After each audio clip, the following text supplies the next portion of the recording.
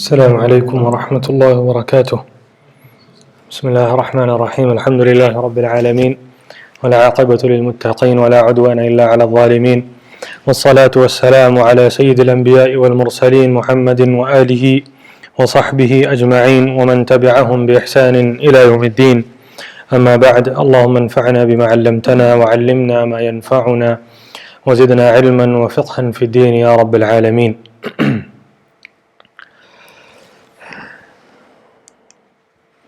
So in last week's session, we'll do a brief run through as always, inshallah. So last week we covered a number of events that took place from 1995 to 1999, and we covered the second Oslo Agreement, the Taba Agreement that took place in Egypt, where the different areas A, B, and C were discussed and agreed upon between the Israeli authorities and the PLO, or the PA, the Palestinian Authority, and where Area A, 18% was to be under full Palestinian administration, Area B was shared with Israeli security, and Area C under total Israeli control. And Area C was 60%, and then 22%, and then 18% was meant to be under total Palestinian administration and control. And we discussed the disapproval by the Zionist fundamentalists. We discussed the statements of the right of the Israeli political spectrum, Netanyahu, Ariel Sharon, and then the fundamentalist Zionist rabbi edicts or fatwas or death sentences on Ishaq Rabin, which eventually led to the assassination of Ishaq Rabin on the 4th of November 1995. And so Shimon Peres, who's from the same party, became the prime minister in the interim period until the elections were held in 1996, and Netanyahu became the prime minister. In the period before that, we have on the 5th of January 1996 the assassination of one of the key leaders of the resistance, Yahya Ayyash, and we mentioned him. That was in Gaza. We mentioned the incident last week, and over 100,000 Palestinians came out in his funeral. Thereafter, on the 11th of April 1996, Peres, he ordered the Operation Grapes of Wrath, military invasion of southern Lebanon. It was 16 days, over 400,000 people were displaced, Palestinians, Lebanese, and on the 18th of April 1996, the Israeli Air Force bombed a refugee camp that was in a UN compound in the Qana area. The camp was called the Kafar camp, and it was known as the Kafar camp massacre, where over 160 people were killed. Thereafter, in May, as we said, Netanyahu was elected the prime minister of Israel. The support shifted and moved to the right. In September 96, Netanyahu ordered, so in the same year that he becomes the prime minister, he ordered the construction of the tunnel, which we mentioned last week as well, the tunnel outside the wall of al-Masjid al-Aqsa, so where the Wailing Wall is, al-Buraq Wall. So there were protests in the crackdown. Over 70 Palestinians were killed, and hundreds were wounded and injured. And obviously this was a provocation by the Israeli Prime Minister. And then we discussed the issue of the Palestinian, or the PA security force that had come into being as a result of the Oslo Accords from 1993 onwards. And they reached a number initially starting from about 30,000, increasing to 40, 60,000 members of the security force. Their main goal, or their main purpose, was to stop, or was basically any armed resistance by Palestinians against the Israeli state, which was called curbing terrorism. On the 25th of September 1997, Benjamin Netanyahu ordered the assassination of the leader of Hamas in Amman in Jordan, Khalid Mish'al, and this was done by poisoning. And we mentioned last week that the Mossad agents were captured, and as an exchange, in order for them to be released and sent back to Israel, the king of Jordan asked that the antidote for the poison be provided, which was provided, and also Sheikh Ahmed Yassin and a few other prisoners be released as part of this exchange, and we covered this in detail last week.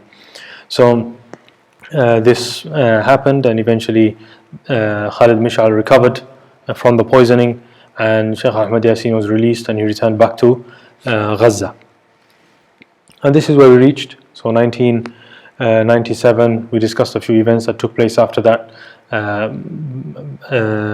While Benjamin Netanyahu was still the Prime Minister of Israel, we mentioned a few of the statements and comments that were made by those who were involved in the negotiations and other historians with regards to these negotiations and what their significance was in reality, or wasn't, in regards to the Palestinians' status. So today, inshallah, we'll start from the period of Ehud Barak. So once we reach 1999, towards the end of the tenure of Benjamin Netanyahu, so his first period as the Prime Minister of Israel.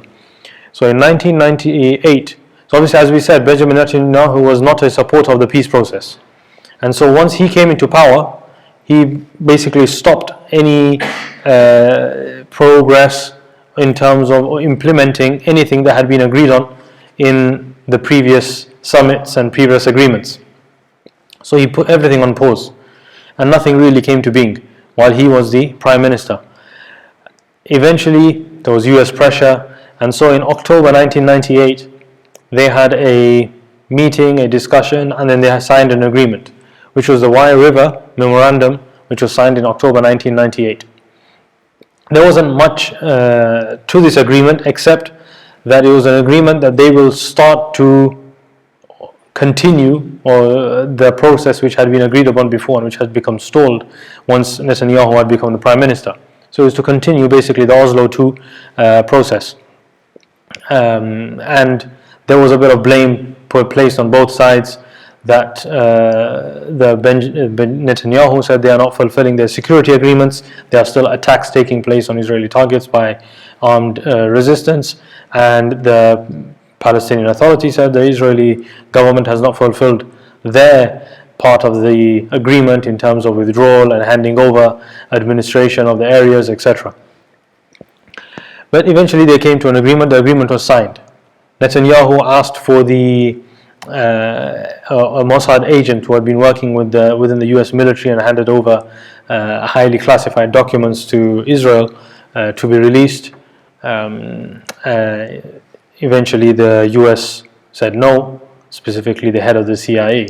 He threatened Clinton to resign if the spy was handed over. So he wasn't handed over. In any case, the government or the government of Israel, they ratified the agreement, and so it now became necessary for settlers to be removed, etc., to continue with the Oslo peace process. And so, because of that, an early election was called by Benjamin Netanyahu. There was pressure. The opposition said that they will sign a motion or declare a motion of no confidence in the Prime Minister, and so he just called a early election. He preferred that he lose an election, not be the Prime Minister, rather than conceding anything to the Palestinians. And so that is what happened. He lost the election. Ehud Barak became the Prime Minister of Israel, and that was in May 1999. So it took a couple of months. The process took a few months. He announced it in May. In a few months, Ehud Barak became the Prime Minister of Israel. Now, Ehud Barak, from this period, from 1999 to 2001, he is the last Prime Minister of Israel who's left-leaning. He's left-leaning. After that, all of the Prime Ministers who were leading the government were all right-wing, have all been right-wing. Anyway, so Ehud Barak becomes the Prime Minister. Now, he was called or labeled as a champion of peace because he had supported the Oslo process with Isaac Rabin in 1993, etc. From the same party. He had been the interior minister and a home minister, etc. So he had held a number of governmental posts at that time. So people were listening. What's he going to say in his inaugural speech as the Prime Minister of Israel? In his inaugural speech, he said that there will be no return to pre-1967 borders, meaning that there will be no autonomy for the Palestinians in the West Bank. So he did not agree to give the Palestinians the whole of the West Bank. He also said that Jerusalem will remain the undivided capital of the State of Israel, meaning that the whole of Jerusalem belongs to Israel. He also said that there will be no dismantling of the settlements, and the settlements that are there in all of the Palestinian territories, whether they be West Bank or in Gaza, they will remain. And he also said that the Palestinian armed forces, the security forces, they will be restricted. What arms they can have will be restricted. What activities they can carry out will be restricted as well. And so this was in his inaugural speech. Obviously this was in opposition to what people thought that he would be part of the peace process. In any case, during his time as Prime Minister, which was short, it was only a couple of years, he built 1,924 housing units, new settlements in the West Bank. There was, during that 1 year from 1999 to 2000, there was a 96% growth in the construction of settlements in the West Bank. And in 2000, he set a budget for 2001 to build new settlements. The budget he set was $292 million. So this was the champion of peace and the left-leaning, left-wing government of the Israeli state. In any case, in May 2000, the Israeli forces, they withdrew from southern Lebanon. So if you remember, they had the war 18 years previously, 1982. They had occupied southern Lebanon and kept it as a security zone, as a buffer zone, so that they don't face any attacks from Lebanon. Anyway, so in 2000, the Israeli army withdraws. The southern Lebanese armed forces, the militia that had been supported and propped up by the Israeli government and Israeli military, collapses. So many thousands seek refuge in Israel, some go to other countries, etc. And the whole area is taken over by the Lebanese government and the Hezbollah group and the Shia militias in Lebanon. And thereafter, in July 2000, you have the Camp David Summit. You have the Camp David Summit, which takes place in July 2000. And we'll discuss the summit in detail shortly, inshallah. But in summary, nothing really comes of the summit. There is an agreement that we shall work and continue to work towards the settlement that we have discussed previously from 1993 onwards in all of the different meetings and different summits, and we shall all work towards peace. But there is no agreement. No agreement is made on any points at this Camp David Summit in July 2000. Obviously the summit is attended by Ehud Barak, Yasser Arafat, and as always there has to be the US President Clinton at the time for these agreements.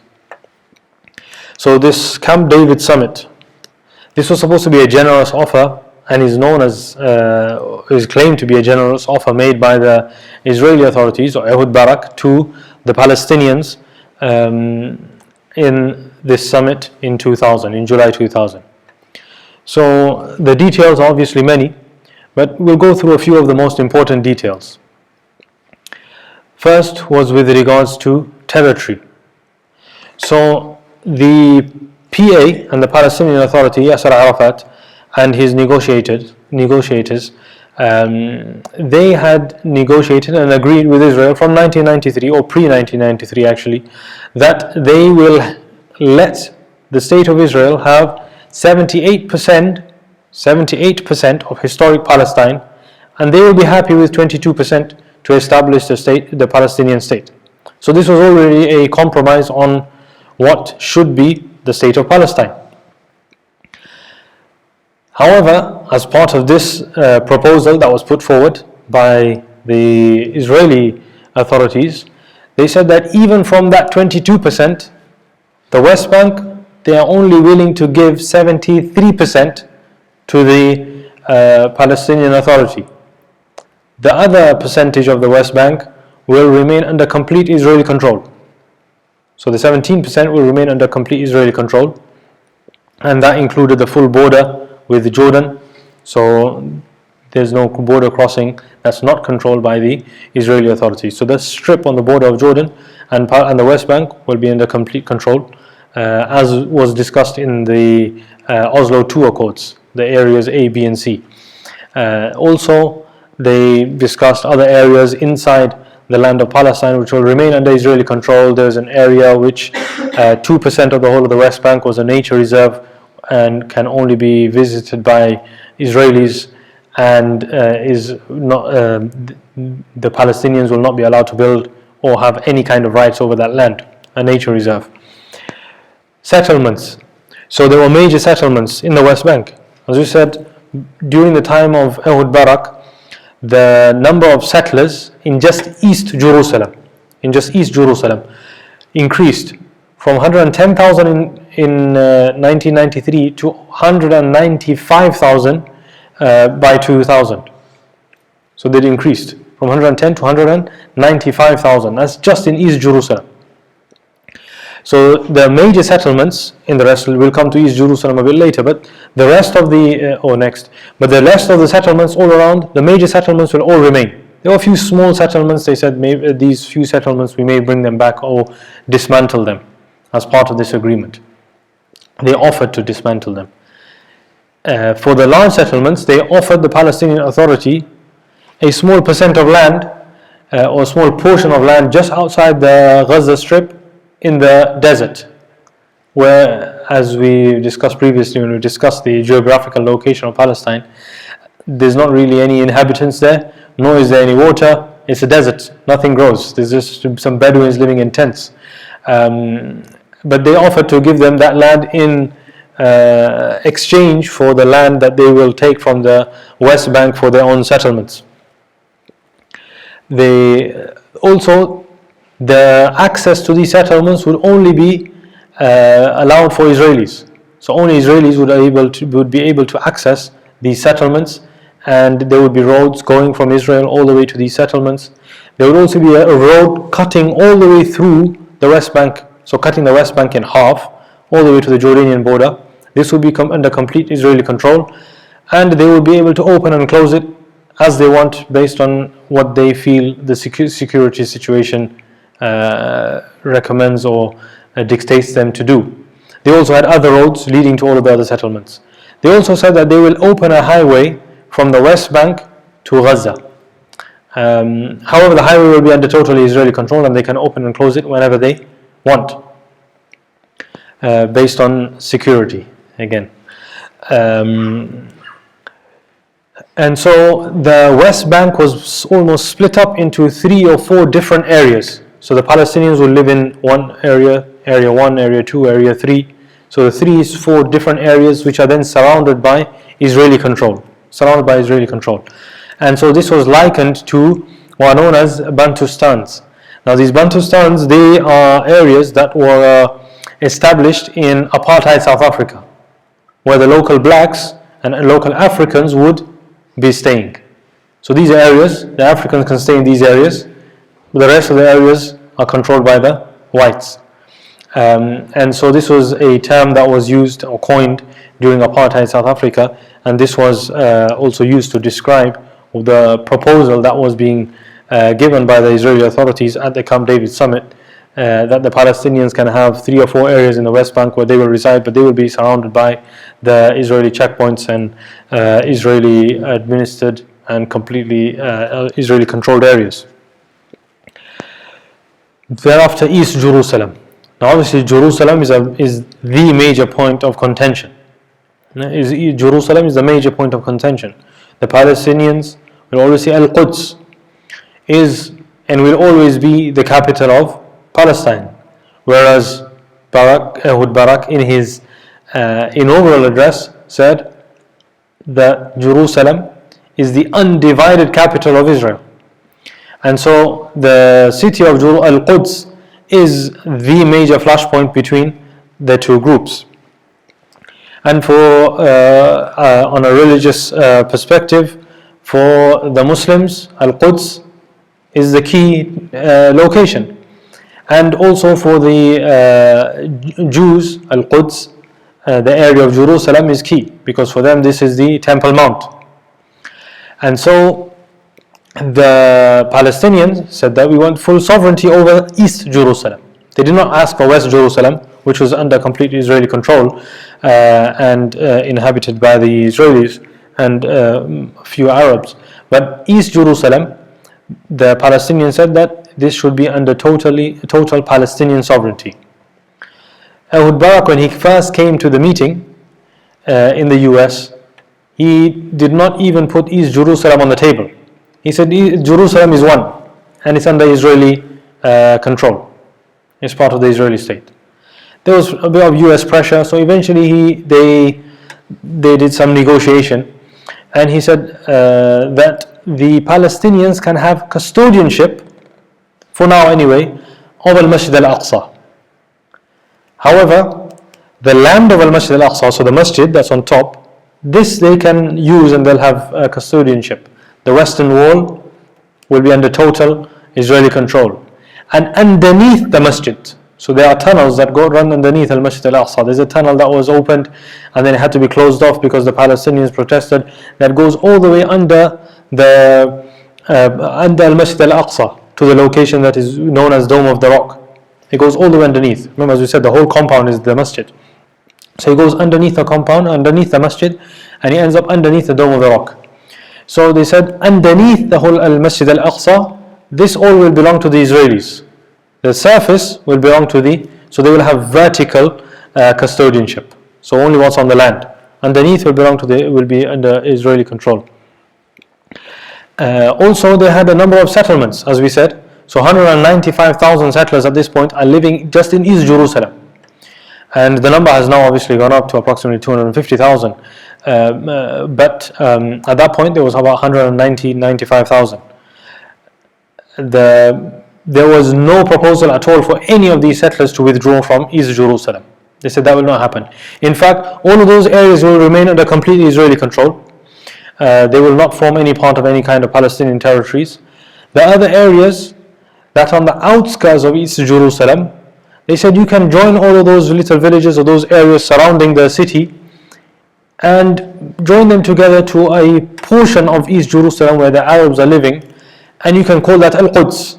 So you can make a new Al-Quds, and that can be the capital of your Palestinian territories. And then there were other terms. So with regards to the refugees, we've discussed the right of return. So all of those who had to leave in 1948 and also in 1967, and they had fled during the wars. So at that time they reached approximately 1 million. Now by this time 2000, there are over 4 million Palestinian refugees living outside the country. And so based on the UN resolution 242, they are all supposed to have the right of return to their homes, which would in effect be a large portion of them would be in the mainland of which is the state of Israel. Now the Israeli government completely flat out refused. They said they cannot return back to this. Why? Because the number of Palestinians who will come in outnumber the number of Jews living in this country, and therefore that will completely change the balance. This state will not remain a Jewish state anymore, and this is a Jewish state.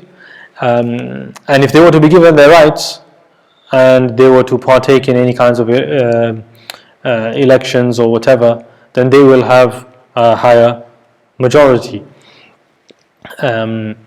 Now the Palestinians actually from the information which was leaked and then stated thereafter from those who took part in the negotiations and knew about the negotiations, they said that actually the Palestinian Authority had discussed with the US, with the Americans and with the Israeli negotiators that in reality they won't make the system such that all of the Palestinians will return.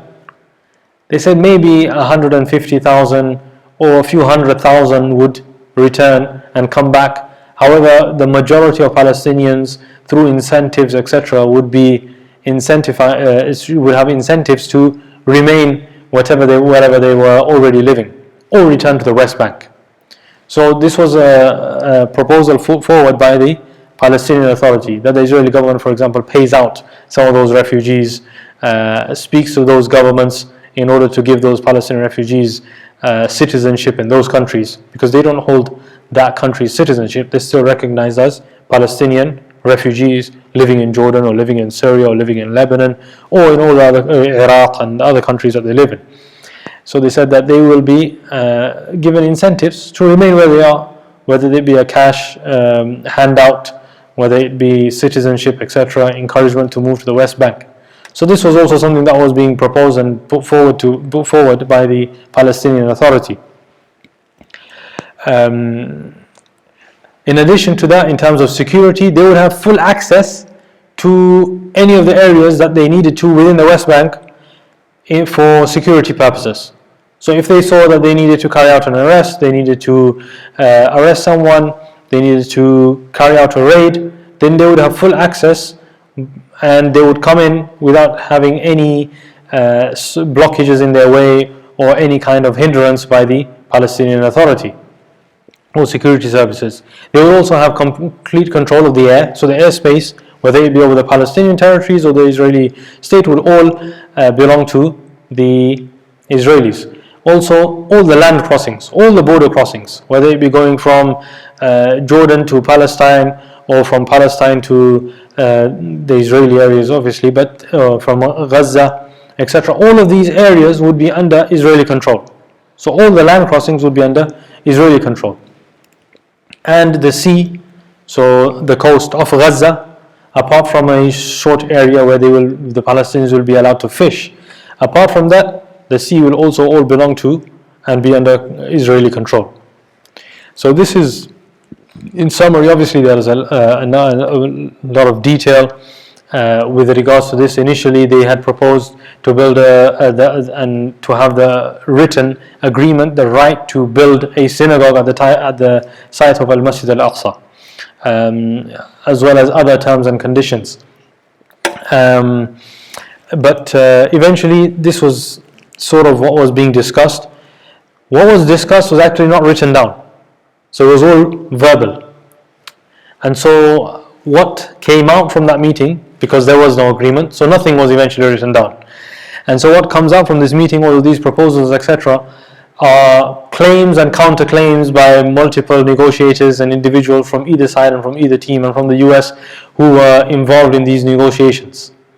And almost each and every single one of them, even if they were on the same team, declared or stated different things.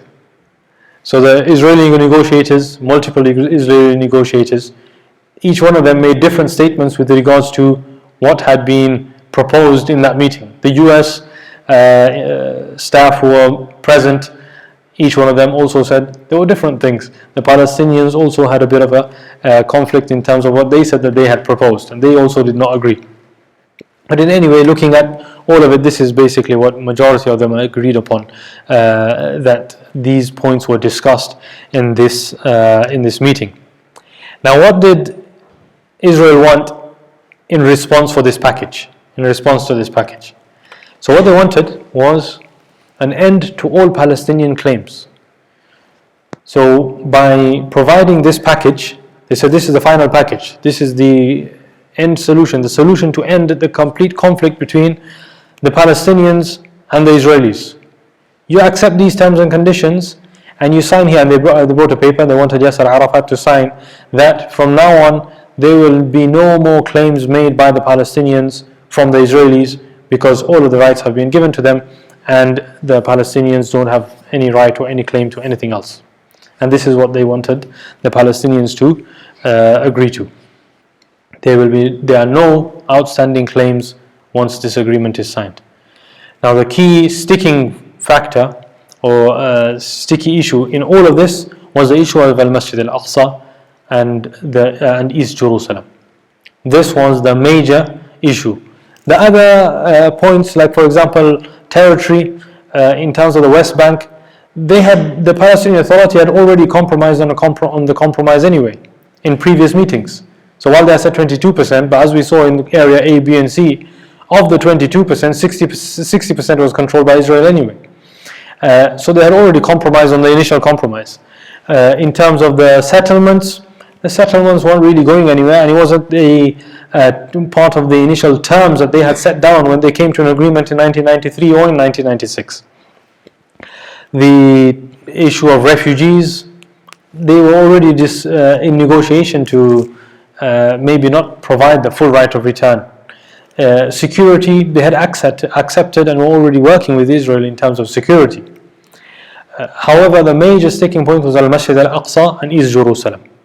When the proposal put forward said that they will not have sovereignty over al-Masjid al-Aqsa, the Palestinian Authority and Yasser Arafat knew, and Mahmoud Abbas, the current Prime Minister, who currently holds the title of Prime Minister, he was the key negotiator, and he was there in agreement. You could say he was Yasser Arafat's right-hand man all the way from the early 90s. And you see him in all the agreements, signing the agreements. He signed the agreement in 1993, he was there in 96, he was there in the Oil River Memorandum, he was there in all of these meetings. And they knew that there was one thing which no Palestinian would agree and no Palestinian would give up, and that is al-Masjid al-Aqsa. Al-Masjid al-Aqsa, it was a red line. They would not have a mandate to speak on behalf of the Palestinians if they were to give up al-Masjid al-Aqsa. Even if they were to agree and sign and hand it over as per this agreement to the Israeli authorities, the Palestinians would disregard this agreement in its totality, and therefore they could not agree to this. So Yasser Arafat said that the al-Masjid al-Aqsa is a red line, I cannot hand it over in this manner. And so nothing came out of this meeting or this agreement. Now in reality, this was a strategic move by the Israeli authorities to give something which in reality would not be accepted anyway.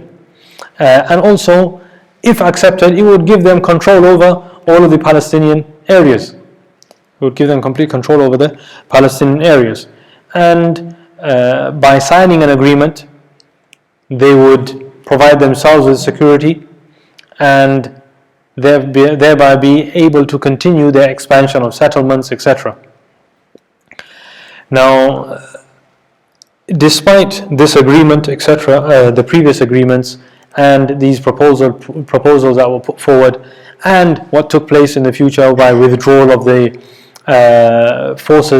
the Israeli forces from Gaza, that took place a few years later, which we will cover inshallah, and the declaration of a Palestinian state.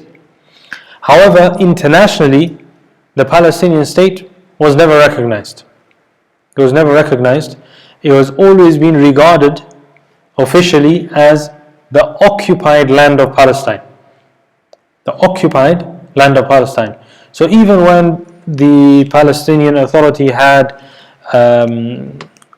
limited but some kind of administration over the West Bank and Gaza and the Gaza Strip, it was still regarded as being occupied. It was still regarded as being occupied. Now what does that mean? So here there's a two-way play. One is that we have provided, meaning the claim by the Israeli authorities, that we have provided the Palestinians with a state. We've given them the West Bank and we've given them Gaza. Look how they are administrating the areas that are under their control. They can't do so correctly. So that's one side. We've given them a state. The other point of view, or the other side, is that the state is not recognized, is seen to be occupied, under occupation. Therefore, the rulers of the state cannot have a seat as a state in the United Nations. They are there only as observers. Additionally, they are unable to make any kinds of relations with any other recognized countries around the world, because they are not recognized as a free state. They are recognized as an occupied territory, and therefore the Palestinian Authority might go to Chile, or they might go to Brazil, or they might go to any other country in the world. It's an agreement between an organization and that government. There are no bilateral relations between two countries. So, using both routes of declaring that they have been given a state, and at the same time saying that these are occupied territories, it basically left the Palestinians with no rights at all. They've been given a state, so what do they want now? But the territories are occupied, so they cannot behave or act like a state. So this is what the whole process led to, meaning that they really ended up with nothing. And so this led to the failure of the Camp David summit in July 2000. And this led to the Intifada, or the second Intifada, Intifada al-Aqsa, the al-Aqsa Intifada in 2000. So on the 28th of September 2000, Ariel Sharon was the leader of the opposition. And as we said, Ehud Barak was left-wing. Ariel Sharon is right-wing. And Ariel Sharon is famous for the Sabra and Shatila massacre that took place in Lebanon, and also for many massacres that took place earlier on and previously, from all the way from 1948 onwards, and the different massacres which we have covered previously, Unit 101, etc. So on the 18th of September, an investigation came to a conclusion with regards to the Sabra and Shatila massacre. And the investigation, the conclusion of the investigation was that Ariel Sharon held complete liability for what took place on that day in those camps, and the murder of and the massacre of all of those who were living in those camps, Lebanese and Palestinians. 10 days later, on the 28th of September, he requested the government, so he requested the Israeli government, that he wants to go and visit the Temple Mount. And he will walk by the Temple Mount. And the reason he stated was that in the negotiations, you were saying that you were going to give this area to the Palestinians, and you cannot give this area to the Palestinians. So obviously there was a lot of right-wing influence that this area cannot be given to the Palestinians. And there was also a backlash within the Israeli community against the conditions that were being discussed with regards to what was negotiated at the Camp David summit, even though it came to no eventual agreement. But they believed that Barak was giving things to the Palestinians which he did not have the right to give, and he was conceding the rights of Israelis to the Palestinians, or the rights of the State of Israel. So Ariel Sharon requests that he goes to the Temple Mount. He is given permission. Before he goes, he has conversations, he has discussions with Mahmoud Abbas, he has phone call with Yasser Arafat, and a couple of Palestinian leaders who advise him that it's not a good idea to go to al-Masjid al-Aqsa. However, because of the support that he has, he says, no, I am going, to show that this area will always remain under Israeli control. So Ariel Sharon goes with a few hundred, upwards of 1,000 troops to al-Masjid al-Aqsa, to the Temple Mount, and he goes on this land. So it's a Thursday, 28th of September 2000, and he walks through, and he violates the sanctity of al-Masjid al-Aqsa, and then he returns, and he is residing in West Jerusalem. The Palestinians, the next day, after the Jumu'ah Salah on the 29th of September, they come out to protest at this violation, and this is a direct provocation of al-Masjid al-Aqsa. The terms being discussed by the Israelis were that they want to take control of the land. They have been digging, Netanyahu had dug the tunnel next to the wall to gain entrance, so there would be two entrances to go underneath the wall. And now Ariel Sharon comes with the troops, hundreds of troops and his bodyguards. And so the protesters come out in their thousands to protest against this act of the Israeli government and authorities. In response, they are shot at. And on the first day, dozens of Palestinians are killed, martyred, and so many are injured. This then spreads throughout the West Bank and Gaza. So it spreads throughout West Bank and Gaza. And it goes throughout all of the areas from the south to the north, from Ramallah to Jenin, and all the way throughout the West Bank from Gaza, from Rafah, all the way to the north, and Gaza city and the camps. And it becomes an open confrontation. Now, the second Intifada, Intifada al-Aqsa, was different to the first Intifada. Intifada al-Hijar, or the stone Intifada. In the stone Intifada, from the Palestinians, it was mainly roadblocks. The main kind of violence, you could say, was stone throwing and Molotov cocktails. However, in the second Intifada, there was the Palestinians by now they had gained weapons, they had explosives, they had explosive devices, they had even developed rockets in Gaza. They had created a lot of battalions and armed resistance in both of these areas. And so, once the Intifada started, there were armed clashes between the Palestinian resistance and the Israeli military, such that the Israeli military carried out multiple operations, military operations, which had multiple names, which they carried out in the West Bank, they carried out in Gaza. They went inside with their armed forces, whereas previously they would attack with Apache helicopters. Now during the Intifada, they were carrying out airstrikes in the West Bank, and also in Gaza, airstrikes were being carried out. They went into Jenin. There was the Battle of Jenin. They went into different areas. So this Jenin is the camp that's in the West Bank, where is one of the largest camps in the West Bank, where you have many thousands of Palestinians.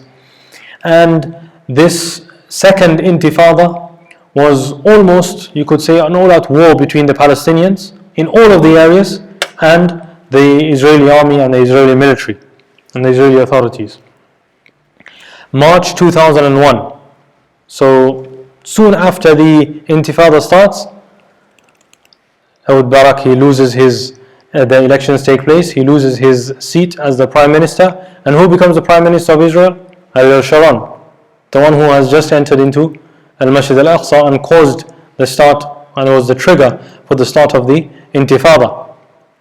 So he goes inside, he becomes the Prime Minister, and known for his tactics and his brutal tactics. He does attempts a brutal crackdown on the Palestinians, the protesters, and the resistance.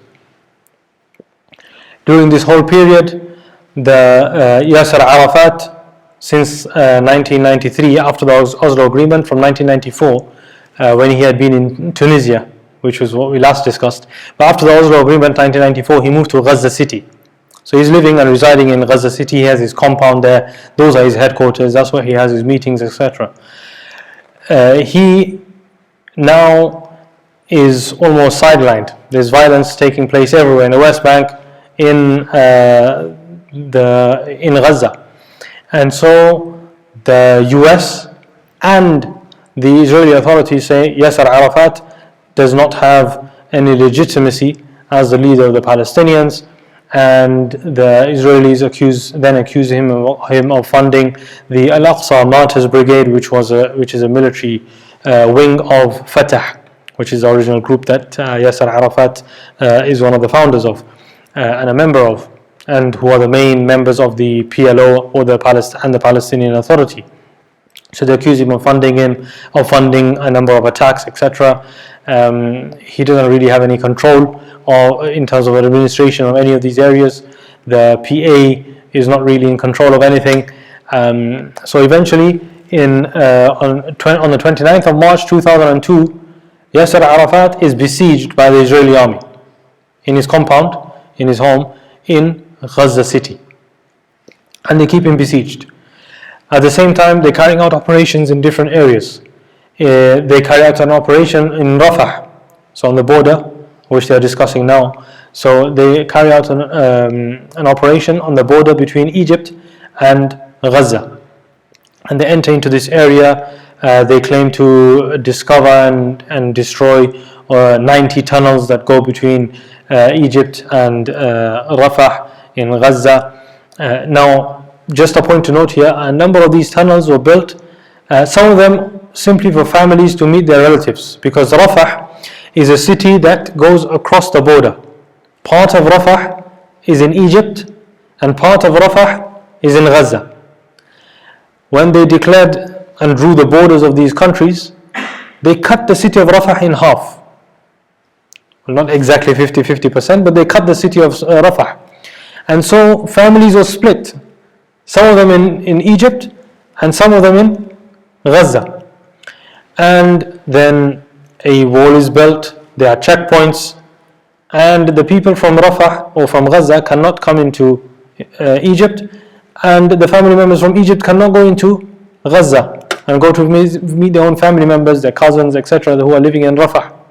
And so there were Palestinians who had built tunnels from their homes in Rafah to his cousin's home or his uncle's home in Egyptian Rafah, so that they could go to their homes, visit them, join them when there was a wedding, or go to their homes when there was a funeral to offer them condolences. So there were many tunnels between homes, between the two sides of Rafah, that had been dug by the families who were split because of the border between Egypt and Gaza.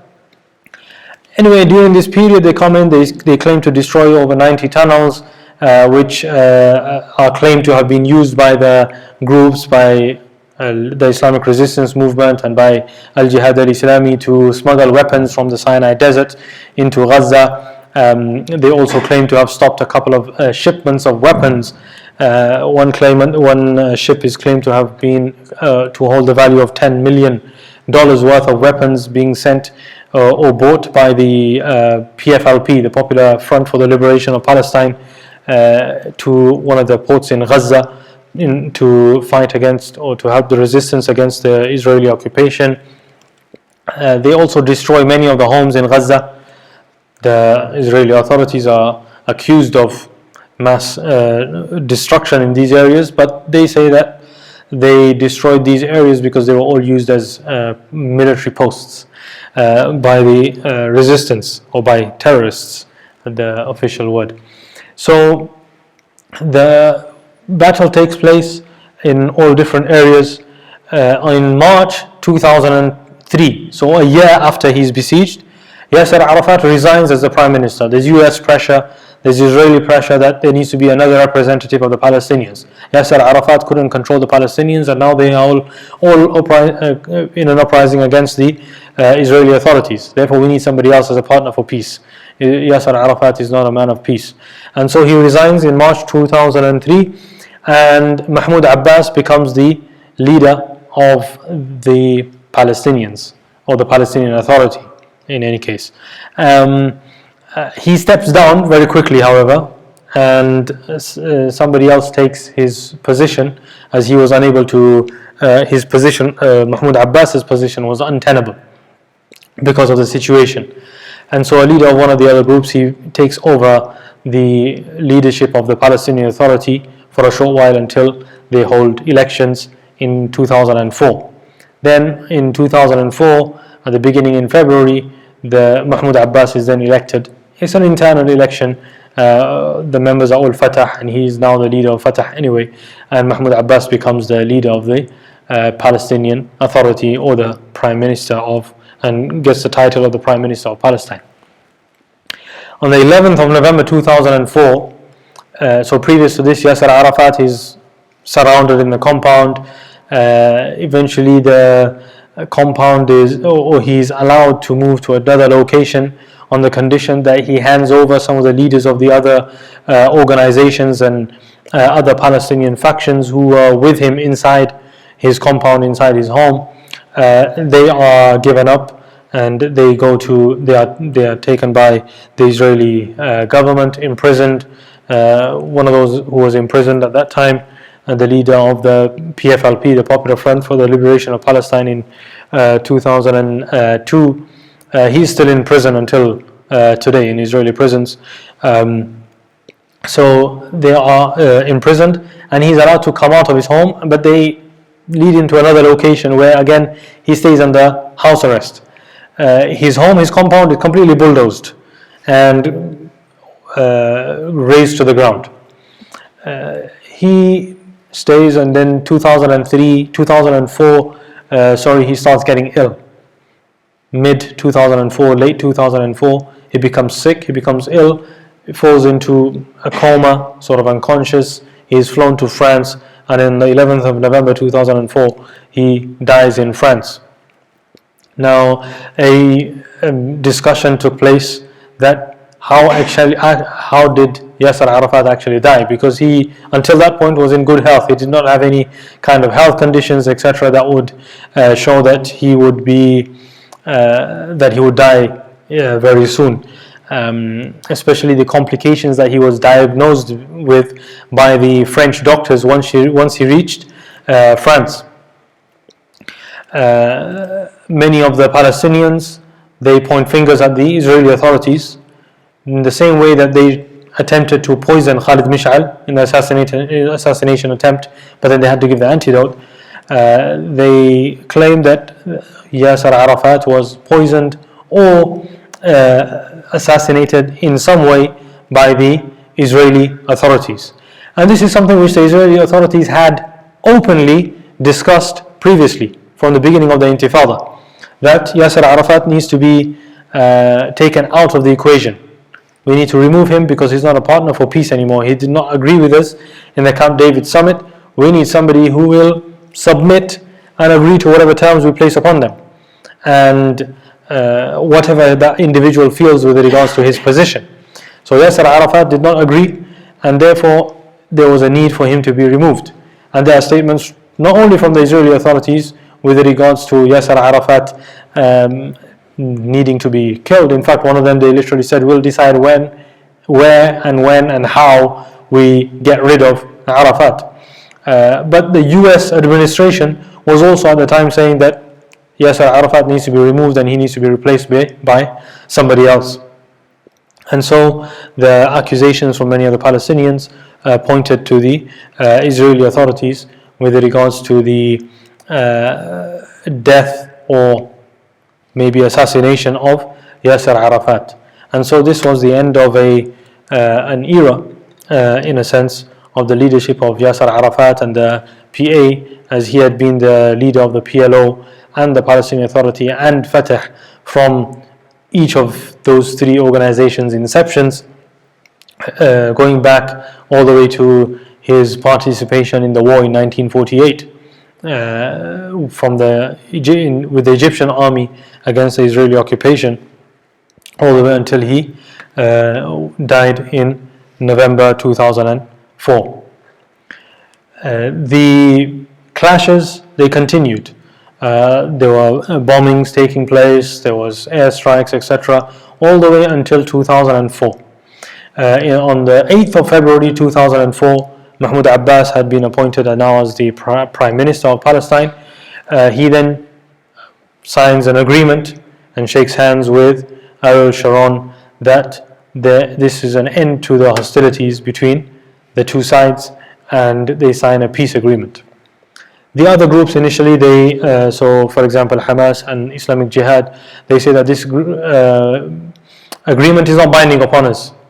It's not binding upon us because the Israeli government has not agreed to certain terms. Like for example, they have said that they will continue to attack the terrorist groups, and these groups are regarded as terrorist groups by the Israeli government at the time, and so that means that their war with us has continued. So why would we say that we agree to a peace agreement when the other side is saying that they are going to continue war with us? So they did not agree. The attacks continued. However, the attacks decreased after February 2005, and the attacks decreased They slowly petered out. Eventually, once the Israeli army withdrew unilaterally from Gaza the following year. So the end of the Intifada comes. The dates differ. Some say carried on all the way until 2007. There's no specific date for the end of the Intifada. Whereas the first Intifada, the Stone Intifada, they had a date. Once the Oslo process was signed, everything came to an end. But this Intifada, there's no specific date, although the agreement was signed between Mahmoud Abbas and the Israeli authorities. However, he did not have control over all of the Palestinians, and nor was he a representative of all of the Palestinians by this point, as many of the Palestinians had become disillusioned by the year 2000 with the whole peace process, because the peace process was supposed to bring them towards independence, bring them towards self-governance, and bring them towards freedom from occupation. However, rather than the settlements decreasing, they had increased. Rather than their lives becoming more free, they had more security concerns. Not only now were they being arrested by the Israeli authorities, they were being arrested by the Palestinian authorities. And so the Palestinians had given up on or most of the Palestinian public had given up on the peace process that had started in 1993 and culminated in the proposals that were put forward in the Camp David summit. So by the end of the Intifada, the numbers differ, but over 3,000 Palestinians were killed or martyred, over 52,000 were injured. On the other side, the numbers, approximately 1,000 Israelis were killed.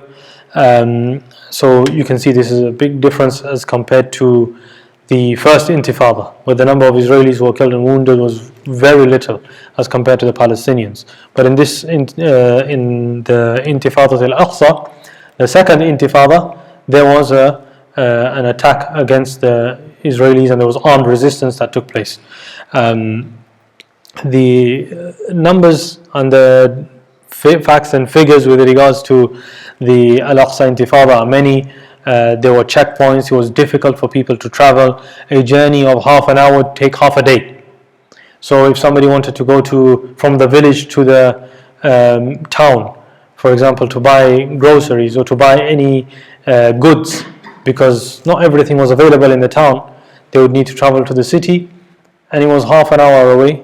It would take them half a day, and then thereafter to come back would take half a day. So it would in fact just be a journey of maybe an hour, would take them the full day. So they'd leave in the morning and they wouldn't come back from their journey and buying whatever basic necessities they need for their home until the evening. And that's if they were able to go. That's if they were able to go. Many times it was impossible to go.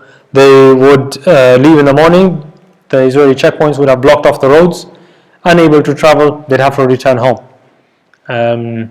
In this way, the Israeli authorities had raided hundreds of homes in the West Bank. They killed many Palestinian leaders, many leaders of individuals, key individuals of the Palestinian resistance groups. In fact, they even bombed by air some of the police headquarters belonging to the Palestinian Authority. Because two Israeli soldiers, for example, they went into Jerusalem, East Jerusalem, the areas under Palestinian control. They were arrested by the Palestinian Authority security forces, these two individuals, because they didn't have the permission to be in that area, and they were placed into prison. Palestinians from outside the prison, they stormed the prison, they were able to get access to these soldiers, they killed the soldiers, and so the Israelis, they just bombed the whole police station to kill the police and any Palestinians who were there, and destroyed the whole police station. And in this way they carried out many attacks all throughout the West Bank, in many different areas. They arrested hundreds, if not thousands of Palestinians in the West Bank and in Gaza also. Buildings were destroyed, thousands of buildings, upwards of 28,000 buildings were destroyed during this whole period. And so this second Intifada was much more devastating in terms of the number of deaths, in terms of the destruction, etc. that took place in all of the areas of the West Bank and Gaza.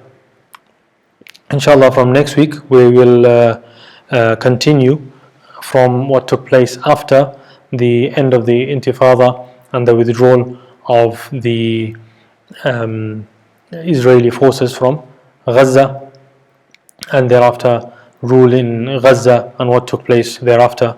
We're coming up close to the situation which we see our brothers and sisters in Palestine in now. We'll cover a few other points as well, inshallah ta'ala. With regards to the Palestinian security forces, it was agreed in the Camp David agreement prior to that, as part of the Wayrever memorandum, that the Palestinian security forces, they will be trained and armed by the US and by the Israeli administration. So the Palestinian security forces are trained and armed and funded by US funds and Israeli funds. And so this is all part of the agreement, whether it be part of security, whether it be anti-terror measures. These are the main measures that that's part of their duty and control and role.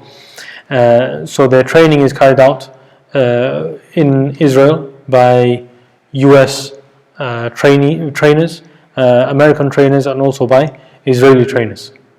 The meetings that take place, that was agreed on, the meetings that take place between the Palestinian Authority, the Israeli authorities, and the US authorities are minimum every 2 weeks, every fortnight. Meetings take place, bi-weekly meetings are taking place all the time with regards to the security arrangements and the measures that have been put into place in terms of finding, tracing, monitoring Palestinian resistance fighters or militants. So this is a continuous process that continued all the way from the 90s and continues until today. Individuals are trained by the different agencies of the US and Israel to work as agents within Palestine to try and discover or find Palestinian individuals. So this was discovered by the Palestinian resistance groups, individuals, Palestinians who were trained specifically to catch individual leaders from the Palestinian resistance. So for example, one of the leaders of the Islamic resistance movement in 2003, he was arrested in 2003. A Palestinian was brought, one Palestinian was brought, and chiefs of the CIA came from the US to train this individual in how to find out or get the whereabouts of this commander from the resistance, from this individual, and he was trained to the extent that the US trainer instructed this Palestinian of how to go to the resistance leader's home and speak to his 2-year-old daughter by offering her sweets, and thereafter asking her details to find out any kind of information that they could about her father, so that he may be killed or arrested. In this specific situation, however, the commander of the resistance, he had hacked the Palestinian Authority databases as well as the Israeli intelligence service databases, and so he saw the whole process of the selection of the individual. He knew where the individual had taken training. He also knew the date of the graduation of that individual from the US covert training that he was undertaking, and the date that he would come to reside in the town next to his family's home. And so he had sent the resistance group fighters to wait for that individual once he comes to that village, and to give him a welcome. And so when he arrived, he was arrested by the resistance forces, and he was interrogated as to his role. He immediately gave all of the information with regards to the whole process and what had taken place.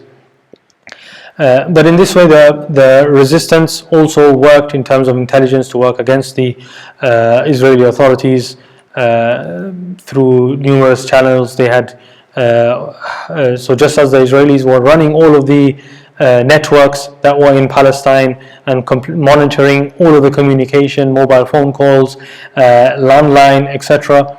In the same way, the Palestinians had also managed to hack the Israeli networks that were run, whether it was by Orange or whether it was by Motorola or the others. Palestinians also hacked those networks and were able to gain access to a number of locations. During this period, or during the Al-Aqsa Intifada, a bomb exploded just down the road from the home of Ariel Sharon, and so they managed to break through a number of security cordons and get to a number of significant places, which was a major concern for the Israeli authorities and was a reason for the multiple operations that they carried out in this period. So inshallah we'll continue from here next week. If there are any questions before we finish today, inshallah ta'ala. Any questions? No questions this week?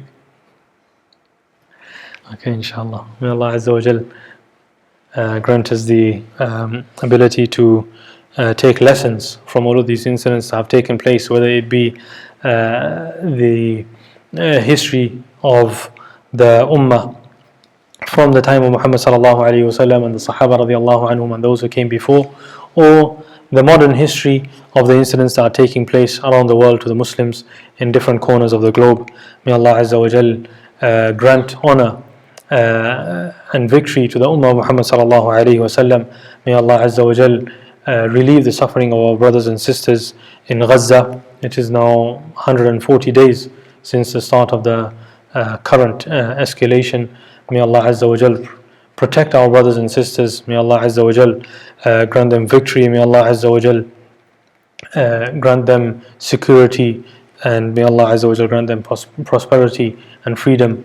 And may Allah Azza wa Jal free al-Masjid al-Aqsa and grant the Muslims and Islam sovereignty over these lands. Ameen wa akhiru da'wana alhamdulillahi rabbil alameen. جزاكم الله خيرا. سبحانك اللهم وبحمدك نشهد أن لا إله إلا أنت نستغفرك ونتوب إليك.